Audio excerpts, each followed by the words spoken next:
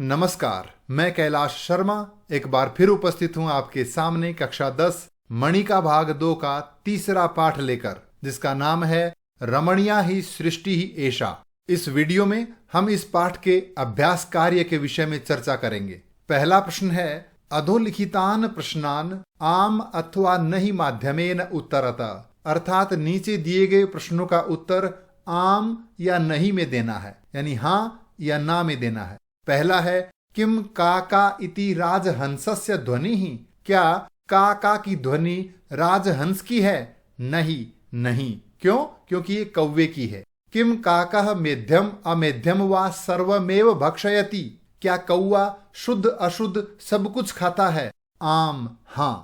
किम कुकुटाः नगरेषु सर्वत्र सुलभा एव, क्या शहरों में सभी जगह मुर्गे सुलभ हैं, आसानी से मिल जाते हैं? नहीं। किम राजहंसी श्लोक द्वयम पठति, क्या राजहंसी 2 श्लोक पढ़ती है? नहीं। किम बकः श्वेतः भवति, क्या बगुला सफेद होता है? आम, हाँ। प्रश्न 1 में आगे दिया है, किम वर्षाणाम अभिनंदनम बकः करोति, क्या वर्षा का अभिनंदन यानी स्वागत बगुला करता है? आम, हाँ। किम मयूरः एव अस्माकं राष्ट्र पक्षी, क्या मोर ही हमारा राष्ट्रीय पक्षी है? आम, हाँ। किम मयूरः क्रोधेन प्रविशति, क्या मोर क्रोध में प्रवेश करता है? आम, हाँ। किम कोकिलः एव मधुमासे आम्र वृक्षे स्थित्वा गायति, चैत्र माह अर्थात वसंत ऋतु में क्या कोयल आम के पेड़ों पर बैठकर गाती है? आम, हाँ। किम राजहंस एव नीर क्षीर विवेकी मन्यते, क्या हंस को ही दूध का दूध और पानी का पानी करने वाला माना जाता है? आम, हाँ। अगला प्रश्न है, अधोलिखितानाम प्रश्नानाम उत्तराणि पूर्ण वाक्येन लिखत, नीचे दिए गए प्रश्नों के उत्तर पूर्ण वाक्य में लिखिए। पहला है, राजहंसः राजहंसी च काक ध्वनिम कस्याम वेलायाम शृणुतः, राजहंस और राजहंसी कौवे की आवाज कब सुनते हैं? राजहंसः राजहंसी च काक ध्वनिम प्रभात वेलायाम शृणुतः, राजहंस और राजहंसी कौवे की आवाज को प्रभात वेला यानी प्रातः काल में सुनते हैं। मयूरः केन पक्षी राजः कृतः, मोर किसके द्वारा पक्षीराज बनाया गया है? मयूरः विधात्रा पक्षी राजः कृतः, मोर विधाता के द्वारा पक्षीराज बनाया गया है। कोकिलः कुत्र स्थित्वा पंचम स्वरेण गायति, कोयल कहाँ बैठकर 5वें स्वर में गाती है? कोकिलः आम्र वृक्षे स्थित्वा पंचम स्वरेण गायति, कोयल आम के पेड़ों पर बैठकर 5वें स्वर में गाती है। मातरः शिशून किम कथयन्ति, माताएं बच्चों से क्या कहती हैं? मातरः शिशून कथयन्ति, माताएं शिशु से यानी बच्चों से कहती हैं यत कि अनृतम वदसी चेत काकः दशेत, झूठ बोलोगे तो कौवा काटेगा। प्रश्न 2 में आगे दिया है, केशाम ऐक्यम जगत प्रसिद्धम, किन की एकता संसार में प्रसिद्ध है? काका नाम ऐक्यम जगत प्रसिद्धम, कौवों की एकता संसार भर में प्रसिद्ध है। काक पिकयोः भेदः कदा ज्ञायते, कौवे और कोयल का भेद कब पता चलता है? काक पिकयोः भेदः वसंत समय ज्ञायते, कौवे और कोयल का भेद वसंत ऋतु में पता चलता है। कीदृशी सृष्टि ही एषा, यह सृष्टि कैसी है? रमणीया सृष्टि ही एषा, यह सृष्टि रमणीय है, मनोहारी है। केन समयः वृथा न यापयितव्यः, किसके द्वारा यानी क्या करके समय को व्यर्थ नहीं गंवाना चाहिए? कलहेन समयः वृथा न यापयितव्यः, कलहेन झगड़े से, झगड़ा करके समय को व्यर्थ नहीं गंवाना चाहिए। अगला प्रश्न है, अधोलिखित वाक्येषु रेखांकित पदानि आधृत्य प्रश्न निर्माणम कुरुत, दिए गए वाक्यों में रेखांकित शब्द के आधार पर प्रश्न निर्माण कीजिए। पहला है, नेपथ्य काक ध्वनि ही श्रूयते, पर्दे के पीछे कौवे की आवाज सुनाई देती है। तो पर्दे के पीछे सुनाई देती है, तो हम पूछेंगे कहाँ सुनाई देती है? तो प्रश्न बनेगा, कुत्र काक ध्वनि ही श्रूयते, कौवे की आवाज कहाँ सुनाई देती है? अगला है काकः प्रभाते का ध्वनिना सुप्तान प्रबोधयति। कौआ सुबह सुबह का की आवाज से सोए हुए लोगों को जगाता है। तो हम बोलेंगे किन को? तो प्रश्न बनेगा काकः प्रभाते का ध्वनिना कान प्रबोधयति। कौआ सुबह सुबह का की आवाज से किन को जगाता है? मयूरस्य पिच्छानाम सौंदर्यम अद्भुतम अस्ति। मोर की पंखों का सौंदर्य यानी सुंदरता अद्भुत है। तो मोर की पंखों का, तो हम बोलेंगे मोर के किन का सौंदर्य? तो प्रश्न बनेगा मयूरस्य केशाम सौंदर्यम अद्भुतम अस्ति। मोर के किन का सौंदर्य यानी किन की सुंदरता अद्भुत है। बकः मीनान छलेन अधिगृह्य क्रूरतया भक्षयति। बगुला मछलियों को छल कपट से पकड़कर क्रूरता से खाता है। तो कैसे खाता है? तो हम लिखेंगे बकः मीनान छलेन अधिगृह्य कथम भक्षयति। बगुला मछलियों को छल कपट से पकड़कर कैसे खाता है? प्रश्न 3 में आगे दिया है जगत पतेः एषा सृष्टि रमणीय अस्ति। ईश्वर की यह सृष्टि रमणीय यानी सुंदर है। तो हम पूछेंगे कैसी है? जगत पतेः एषा सृष्टि कीदृशी अस्ति। जगत पति की यानी ईश्वर की यह सृष्टि कैसी है? मयूरस्य नृत्यम प्रकृतेः आराधना। मोर का नृत्य प्रकृति की आराधना है, प्रकृति की पूजा है। तो हम पूछेंगे किसकी पूजा है? तो प्रश्न बनेगा मयूरस्य नृत्यम कस्याः आराधना। मोर का नृत्य किसकी आराधना है? आयुषः एकः अपि क्षणः स्वर्ण कोटिकैः न लभ्यते। उम्र का एक भी पल सोने के करोड़ों सिक्कों से नहीं पाया जा सकता। तो हम पूछेंगे किसका एक पल? तो प्रश्न बनेगा कस्य एकः अपि क्षणः स्वर्ण कोटिकैः न लभ्यते। किसका एक भी पल सोने के करोड़ों सिक्कों से नहीं पाया जा सकता। हंसः वर्षर्तौ तु मानसम पलायते।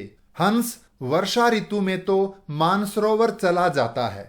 तो हम पूछेंगे कब चला जाता है? तो प्रश्न बनेगा हंसः कदा तु मानसम पलायते। हंस कब मानसरोवर चला जाता है? अगला प्रश्न है अधोलिखित प्रश्नान यथा निर्देशम उत्तरतः। नीचे दिए गए प्रश्नों के उत्तर निर्देश के अनुसार दीजिए। जैसे जनाः प्रियस्य आगमन संकेतम मत्वा हृष्यन्ति। अस्मिन् वाक्य कर्तृपदम किम। इस वाक्य में कर्ता कौन है यानी कौन प्रसन्न होता है? तो कौन होता है? जनाः यानी लोग। अगला है अलम अलम मिथा कलहेन। मिथा मानी आपस में, कलहेन झगड़ा करना, अलम बंद करो। अस्मिन इस वाक्य में परस्परम इति पदस्य पर्याय पदम किम। परस्परम यानी आपस में। इस वाक्य में वो कौन सा शब्द है जिसका अर्थ हो परस्परम या आपस में? तो कौन सा है वो? मिथः। अगला है आपत्काले सरांसि त्यक्त्वा दूरम व्रजसी। मुसीबत के समय तालाबों को छोड़कर दूर चले जाते हो। इस वाक्य में क्रियापदम किम। क्रिया कौन है? तो क्रिया है व्रजसी यानी चले जाते हो। प्रश्न 4 में आगे दिया है सत्यम इति पदस्य किम विलोम पदम पाठे प्रयुक्तम। इस पाठ में सत्यम का विलोम शब्द क्या आया है? झूठ बोले कौआ काटे। तो झूठ के लिए क्या शब्द है? अनृतम। अगला है दुग्ध धवला इति विशेषण पदस्य विशेष्य पदम किम। दूध जैसी सफेद हैं क्या? तो बगुले की पंख। तो विशेष्य होगा पक्षाः। अगला है पिच्छानाम इति पदस्य विशेषण पदम पाठात चित्वा लिखत। पिच्छानाम मोर की पंखों का। इस शब्द के लिए पाठ में विशेषण क्या आया है? क्या है वो शब्द? चारु वर्तुल चंद्रिका शोभिता नाम। सुंदर गोल चंद्रमा जैसी सुशोभित पंखों के। तो ये है विशेषण। अगला है विचित्रा खलु दैव गति ही। भाग्य की गति विचित्र है। अत्र विशेष्य पदम किम। इसमें विशेष्य क्या है? तो विचित्र ये विशेषण है और दैव गति ही भाग्य की गति ये विशेष्य है। अगला प्रश्न है अधोलिखित पदानाम समुचितम पर्याय पदम पाठात चित्वा लिखत। नीचे दिए गए शब्दों के सही पर्यायवाची शब्द पाठ से चुनकर लिखने हैं। तो पहला है असत्यम यानी अनृतम। दोनों का अर्थ है झूठ। शरीरम गात्रम यानी शरीर, गृहीत्वा अधिगृह्य यानी ग्रहण करके अर्थात पकड़ करके, प्रातः काल प्रभात वेला यानी सुबह का समय, प्रसीदंती हृष्यंती यानी प्रसन्न होते हैं। अगला प्रश्न है, अत्र उदाहरणम अनुसृत्य रिक्त स्थानानि पूरयत। उदाहरण के अनुसार रिक्त स्थान भरने हैं। उदाहरण दिया है, राजहंसी राजहंसम कथयति। राजहंसी राजहंस को कहती है, यत काकस्य कर्म अपि कृष्णम। कौवे के तो काम भी काले हैं। तो यहाँ राजहंसम कथयति, इसी तरह से हमें नीचे दिए गए वाक्यों में रिक्त स्थान भरने हैं। काकह डैश कथयति, कौवा कहता है। किससे कहता है ये बात कि अगर मैं काला हूं तो श्री राम का रंग कैसा है। कौवे ने यह बात किससे कही? राजहंसिम। काकह राजहंसिम कथयति, कौवा राजहंसी को कहता है। इसी तरह से राजहंसः काकम कथयति, राजहंस कौवे से कहता है, एतत् कार्यम तु कुक्कुटोपि करोति, यह काम तो मुर्गा भी करता है। अगला है, बकः राजहंसम कथयति, बगुला राजहंस से कहता है, तस्य किम महत्वम, उसका क्या महत्व है। अगला है, मयूरः बकम कथयति, मोर बगुले से कहता है, तस्य ध्यानावस्थाम को न जानाति, तुम्हारी ध्यान वाली अवस्था को कौन नहीं जानता। कोकिलः मयूरम कथयति, कोयल मोर से कहती है, अलम अति विकथनेन, अपनी बड़ाई करना बंद करो। और अंतिम है, काकः कोकिलम कथयति, कौवा कोयल से कहता है, स एव करुणा परः पक्षी सम्राट, कि वो कौवा ही दयालु पक्षियों का राजा है। अगला प्रश्न है, अधोलिखितेषु वाक्येषु समुचितम पदम लिखत। नीचे दिए गए वाक्यों में सही शब्द से रिक्त स्थान भरिए। जैसे राजहंसः काकस्य ध्वनिम श्रुत्वा व्याकुलः भवति, राजहंस कौवे की आवाज सुनकर बेचैन होता है। तो यहाँ षष्ठी विभक्ति वाले उदाहरण हमें ज्यादातर भरने हैं। जैसे काकस्य ध्वनि, कौवे की आवाज सुन के। तो इसी तरह से नीचे दिए गए वाक्यों में रिक्त स्थान भरने हैं। काकः राजहंस्याः कथनम श्रुत्वा तु क्रुद्धः भवति, कौवा राजहंसी की बात सुन के तो क्रोधित होता है, परम लेकिन राजहंसस्य वचनम श्रुत्वा विहसति, लेकिन राजहंस की बात सुन के हंसता है। इसी तरह से राजहंसी काकस्य वचनम श्रुत्वा तम वाचाल इति कथयति, राजहंसी कौवे की बात सुनकर उसे बातुनी कहती है। मयूरः बकस्य वचांसि श्रुत्वा प्रविशति, मोर बगुले की बातें सुनकर प्रवेश करता है। इसी तरह से कोकिलः मयूरस्य वचांसि श्रुत्वा प्रविशति, कोयल मोर की आवाज सुन के प्रवेश करती है। और अंत में कौन प्रवेश करता है? प्रकृति माता। अंत में प्रकृति माता प्रवेश करती हैं। अगला प्रश्न है, पाठगत श्लोकानाम भाव स्पष्टीकरणम उचित पदई कुरुत। पाठ में दिए गए श्लोकों का भाव स्पष्ट करना है और रिक्त स्थान भरने हैं। ध्यान रहे, ये अन्वय नहीं है, ये भाव है, उनका अर्थ है।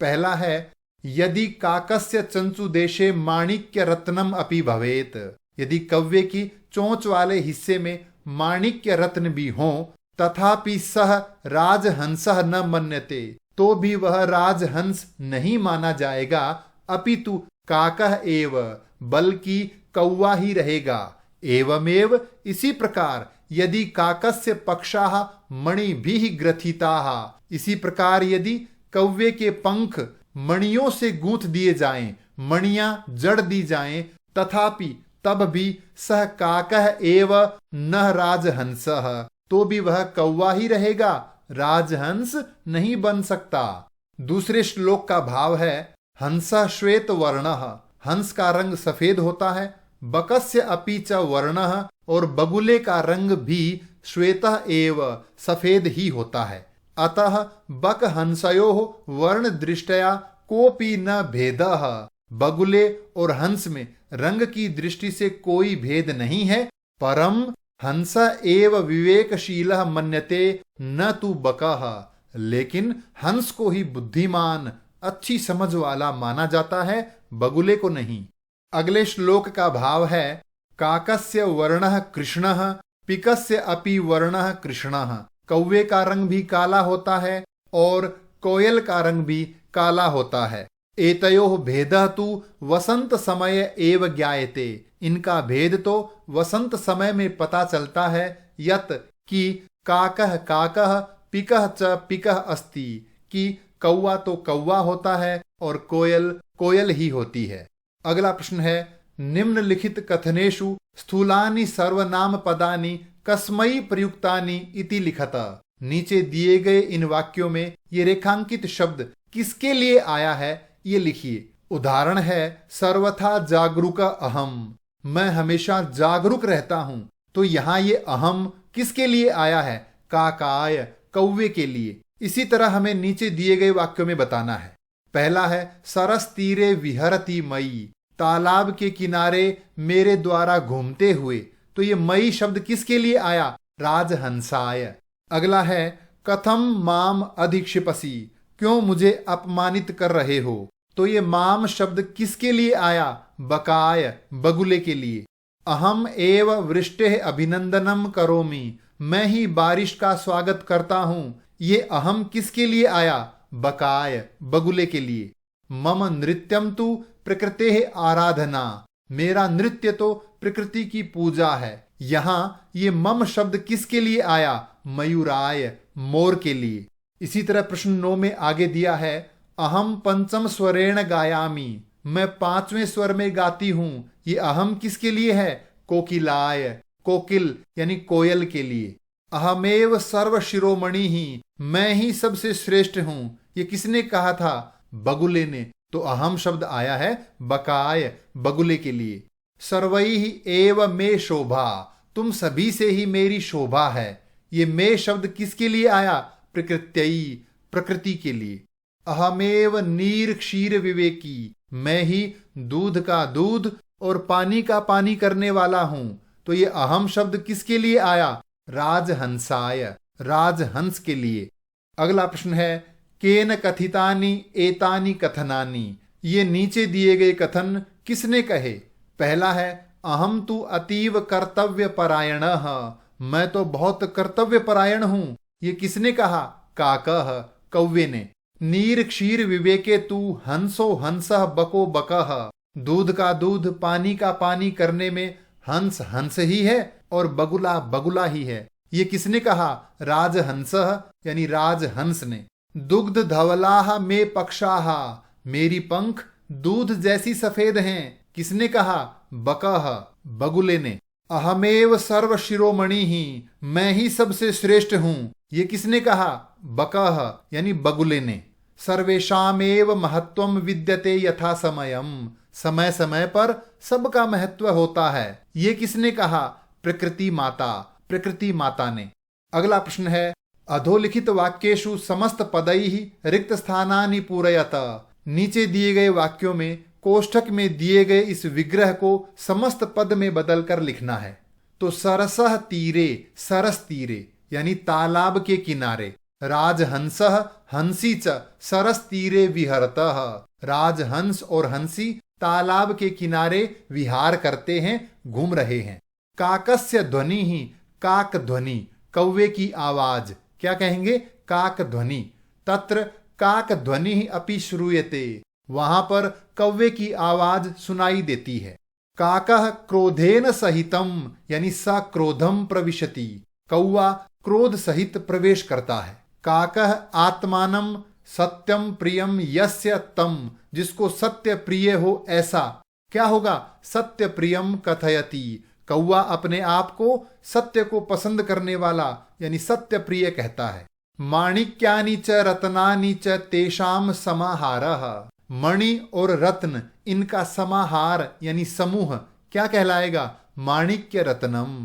काकस्य चंचु देशे माणिक्य रत्नम भवेत, कौवे की चोंच पर माणिक्य रत्न हो तो भी सह राजहंसः न भवति, वो राजहंस नहीं बन सकता। बकः स्थिता प्रज्ञा यस्य सह, जिसकी प्रज्ञा यानी बुद्धि स्थिर रहती है वह, उसे क्या कहेंगे? स्थित प्रज्ञः। तो बकः स्थित प्रज्ञा इव जले बहुकाल पर्यंतम तिष्ठति, बगुला स्थित प्रज्ञा की तरह से बहुत लंबे समय तक पानी में रहता है। समयम अनतिक्रम्य यानी यथा समय, समय समय पर। सर्वेषाम महत्वम विद्यते, सभी का महत्व होता है।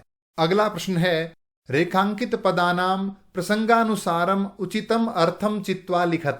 नीचे दिए गए वाक्यों में रेखांकित शब्दों का अर्थ प्रसंग के अनुसार बताइए। पहला है, मेध्यम अमेध्यम सर्वमेव भक्षयति। मेध्य और अमेध्य सब कुछ खाता है, तो मेध्यम इसका अर्थ क्या होगा? विशुद्धम यानी शुद्ध, और अमेध्यम यानी अशुद्ध। अगला है, अस्माकम ऐक्यम तु जगत प्रसिद्धम। हमारा ऐक्यम, ऐक्यम यानी एकता, हमारी एकता तो संसार भर में प्रसिद्ध है। तीसरा है, काकस्य गात्रम यदि कांचनस्य। तो गात्रम का अर्थ क्या है? शरीरम। कौवे का शरीर यदि सोने का हो तो भी वो राजहंस नहीं बन सकता। प्रश्न 12 में आगे दिया है, आपात काले सरांसी त्यक्त्वा दूरम व्रजसी। मुश्किल के समय में तालाबों को छोड़कर दूर व्रजसी यानी गच्छसी चले जाते हो।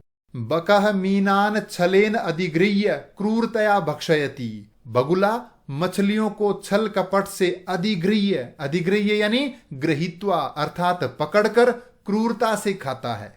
ये था पाठ रमणीया ही सृष्टि ही ऐशा का अभ्यास कार्य। इस पाठ से संबंधित कोई भी प्रश्न हो तो कृपया कमेंट्स में लिखकर अवश्य पूछें। धन्यवाद।